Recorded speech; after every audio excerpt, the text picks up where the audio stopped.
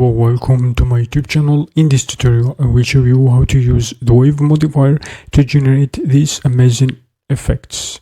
Let's get started. Shift A, let's add a plane like this. Tap to edit mode. Right click to subdivide it. Let's subdivide it, for example, 70 times. Tap to object mode, go over here, let's add a wave modifier. You can play the animation and you can get this amazing effect. Go over here to this panel and you can see different parameters. You can check cyclic, you can change also the axis shown here. You can change the full off and you can see the effect clearly over there. Let's change the height.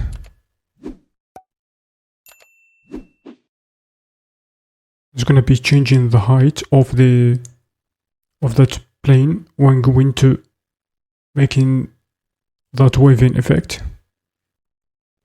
Also you can change the width as shown here, play around with that value to change the width. And also we have narrowness effect as shown here. And you can create amazing animations. Go over here under start position. You can also use an empty in order to change your starting position for your animation. You can also play around with that value and you can see the effect clearly over there. Just by setting that value over there is going to be starting the animation from that point set earlier.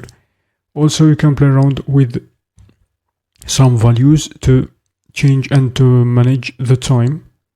Also we have the offset as shown here. You can play around with the offset. We have the live, also the damping and the speed. You can change also the speed as shown in our tutorial. And that's it. I hope you learned something new. Thanks for watching.